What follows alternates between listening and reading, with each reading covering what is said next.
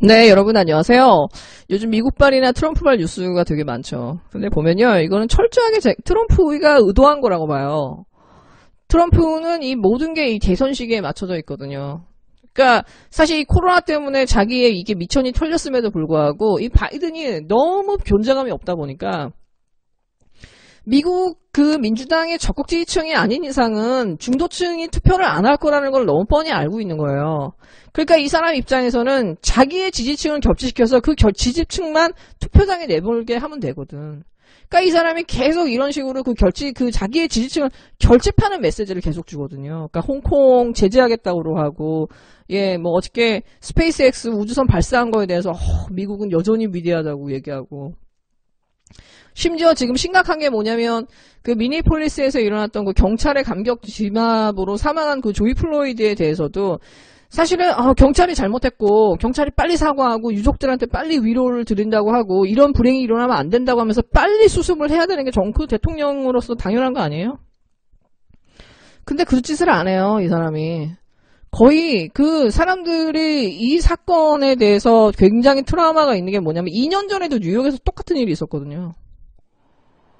이렇게 경찰의 강경진압으로 이렇게 사람들이 계속 이렇게 죽어나가니까, 속절없이 죽어나가니까 사람들이 이거에 대한 분노가 쌓여있는 상태에서 여기다가 그 위로를 해주기보다는 그냥 그 기름을 부어버리는 거죠. 총으로 쏜다. 군대 투입한다. 병력 투입한다. 이제는 뭐 좌파가 준동하네. 점점 이 트럼프가 수위를 높여가고 있거든요. 그러니까 자기 지지층만 결집하는 방식으로 지금 이 사람이 이 대결 구도를 만들고 있고 자기가 이슈메이커가 되고 싶어 하거든. 그러니까 이게 지금 이 트럼프가 미국 대통령이라는 게 제가 볼 때 미국의 가장 큰 불행이에요. 지금 현재 상황에서는. 그리고 정말 이 트럼프의 시대에서 제가 절실하게 깨닫고 있는 건 뭐냐. 미국의 이 민주당이 아무 힘이 없다라는 거예요. 그러니까 철저하게 엘리트 중심의 사람들이 민주당을 장악하면서 민주당이 그 진보 정당으로서 갖고 있는 그 다이나믹함, 그 정말 국민들이 지지하고 싶고 더 정의롭다라고 저 당이 지지하고 싶어라고 하는 그 의지를 완전히 다 꺾어버렸다라는 거. 그러니까 뭐 진짜 클린턴도 나오고 존 F 케네디도 오바마도 배출했던 저 당이 저렇게 한순간에 무너질 수 있다라는 거는 이 진보 정당이 계속 이어지기 위해서 어떤 요소를 갖춰야 되느냐를 정말 지금 미국 민주당이 적나라하게 보여주고 있다고 해봐요. 저는 그렇기 때문에 지금 뭐 열린민주당이나 그 민주당의 이런 문제에 대해서 제가 계속 얘기하는 거, 진보 정당이 이 다이나믹함, 그 다음에 정말 사람들이 적극적으로 나가서 찍을 수 있는 그 시대를 앞서가는, 이끌어가는 사람의 어떤 그 인물들이 계속해서 발굴돼야 되는 게 의석수 깡패나 그 무조건 숫자 많은 것보다 훨씬 더 그 진보 정당에게 중요하다라는 거를 진짜 다시 한번 저는 매번 느낍니다. 네, 요즘에 이제 문희상 의장이 좀 미친 듯이 욕을 먹고 있죠.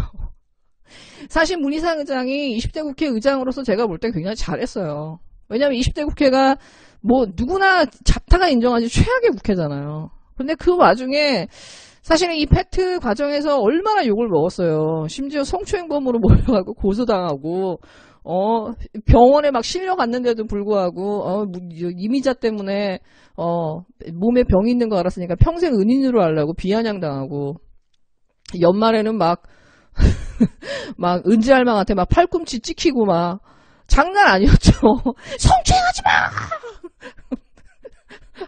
네, 정말 별일을 다 겪었는데 사실 이 사프라이 세일이 그렇게 난항을 겪으면서도 그 투표장에서의 그 일사불란함으로써 그 개혁 법안들을 처리할 수 있었던 거는 저는 이 문희상 의장의 노련함이나 결단이 없이는 절대 가능하지 않았다고 보거든요. 그렇기 때문에 사실은 문희상 의장이 그 의장으로서는 정말로 잘했다고 봐요. 근데 요 며칠 사이에 그 문희상 의장이 말하는 걸 보면 도대체 저분이 왜 저러지? 왜 욕먹을 짓을 저렇게 하지? 저 의도는 뭐지? 생각하지 않을 수 없는 거예요. 그러니까 며칠 전에 박근혜 이명박을 사면하는 걸 두려워하면 안 된다. 국민 통합을 위해서. 근데 문재인 대통령한테 건의하고 싶은데 문재인 대통령 성향상 안 할 것 같다. 근데 아니나 다를까 이 문희상 의장이 딱 얘기하자마자 갑자기 정병국이 나오고 이재호가 나오고 주호영이 나오고 조혜진, 김무성이 민경욱이 짜르륵 나와가지고 MB 다 사면해야 된다고. 문재인 대통령은 이 시대의 아픔을 치유해달라. 불행해지는 대통령의 비극을 끝내야 된다. 역대 그 대통령의 불행의 징크스를 끝내야 된다. 난리가 났어요. 왜 이러지? 형이 확정되지 않은 사람들이잖아요. 자기들의 잘못도 인정하고 있지 않은 사람들이거든. 심지어 그 전두환 같이 사면했다가 지금 우리가 무슨 꼴을 당하고 있냐고요. 재산이라도 몰수할 수 있냐고요. MB 재산 뭐 20조라도 10조라도 몰수할 수 있어요? 본인이 재산 다 헌납하고 있는 거 다 깐다 그러면은 해줄 수 있겠지만, 생각해 볼 수 있겠지만, 지금 그런 상황도 아니잖아요. 근데 국회의장이라는 사람이 입법부의 수장이 대통령한테 이걸 건의한다? 이거 너무 말이 안 되는 거죠. 근데 그저께 또 퇴임식에서 또 망언을 했어요. 이거 진짜 아무 말 대잔치야. 이거는 진짜 오늘 그동안 마음에 담아왔던 말씀을 드리려고 합니다. 이를테면 탄원이라고 할 수 있습니다. 작년 패스트트랙 처리 과정에 고소 고발 없었던 일을 하고 싶은 심정입니다. 내가 요청해서 될 수만 있다면 사법당국의 정상을 참작해서 선처해달라고 말하고 싶습니다. 이제는 사법부에다가 패트 고발된 사람들 선처해달라는 거예요. 그러면서 앞으로는 의원들이 스스로에게 총을 쏴서 죽이는 일이 절대로 일어나서는 안 됩니다. 고소고발을 남발해 입법부 구성원이 사법부의 심판을 받는 일, 스스로 발목 잡히는 일을 다시 일어나지 않게 해주기를 호소합니다. 필요하다면 당장 법을 개정해서라도 그래야 합니다. 그러니까 말은 맞아요. 아름다운 말이에요. 근데 거의 막 박애주의자 같아. 아주 세상 평화주의자 나셨어. 근데 지금 1년 정도 시간을 끌어가지고 지금 거의 첫 재판도 시작 안 했어요. 그리고 쟤네들은 계속 지금 민주당 잘못이라고 얘기하고 있거든. 언론이 자기들을 탄압한 거라고 하고 있거든. 계속해서 지금 사법방해하고 있고 검찰 수사도 안 받았거든요. 사법부에다가 입법부의 운명을 맡기는 거 하지 마라. 고소고발 하지 마라. 입법부의 일은 입법부에 알아서 끝내야 된다라고 얘기해요. 그 말은 되게 좋아요. 근데 현실 속에서는 가능하지가 않잖아요. 그 막장까지 가서 결국 고소고발을 왔으면은 법의 심판을 받아야 되는 게 맞죠. 죄를 졌으면. 근데 그 죄도 그 잘못도 다 사해달라고 하고 이명박근혜의 그 무지막지한 국정농단도 사해달라고 하면은 이걸 어떻게 받아들여야 할지 모르겠는 거예요. 예를 들어서 저 세력들 같은 경우는 문재인 대통령이 되는 순간부터 탄핵 얘기를 했어요. 총선 끝나면 자기들이 이기면 문재인 대통령을 탄핵하겠다고 했던 세력이에요. 이 사람들이 승자였을 때 이 사람들은 역사의 철저한 가해자가 돼서 무지막지했어요. 어떤 시대나. 전직 대통령이 그것 때문에 돌아가셨어. 정치공작이나 뭐 계엄령을 하거나 그냥 초법과 탈법 그 위법은 그냥 기본인 세력들이야. 근데 이 사람들이 선거에서 패자가 됐을 때 늘 관용을 얘기하고 국민통합을 얘기하고 합치를 얘기하거든요. 이게 저들이 정치적 수사한 거를 뻔히 알면서 거기에 문희상 의장이 같이 동조한다는 게 이해가 안 되는 거예요. 자기 아들 문제도 걸려있고 하니까 이제 자기가 권력을 내려놓으니까 자기가 어떤 식으로든 저들한테 20대 국회의장으로서의 그 역할 때문에 정치 보복을 받을 수가 있잖아요. 근데 자기는 이제는 권력을 내려놓잖아. 그러니까 얼마나 두렵겠어요, 솔직히. 그러니까는 제가 볼 때는 저 세력한테 그냥 아부하는 거밖에 안 보여요. 나 좀 봐줘. 나 괴롭히지 마. 나 편히 살게 해줘. 그건 느낌밖에 안 들어요. 내 아들 건드리지 말고. 근데 한편으로는 저분이 정말 강단 있는 정치인이라면 최소한 노무현 대통령의 유지를 받던 사람이라면 어떻게 저런 말을 하지? 의리라는 게 없나? 저 사람은 뭐지? 왜냐 노무현 대통령이 이명박한테 어떻게 당했는데 그 노무현 대통령의 가족이나 그 측근들이 그거를 알고 본인이 정말 가슴 아파하고 마음으로 공감했다 그러면 저런 생각이나 말을 할 수 있을까? 얼마 전에 손혜원 의원이 그 얘기했죠. 마케팅은 대중한테 솔직하다. 근데 정치는 대중을 속일 수 있는 예술이라고. 그러니까 이 다선이 되는 조건들을 보면은 동글동글해야 되고 좌우 구분 없고 자기 생존 능력 뛰어나면서 처세술이 발달한 사람들. 네, 그런 사람들이 다선으로 가는 거예요. 좀 더 정의롭고 선명하고 투사적인 사람들이 다선으로 가는 게 아니라.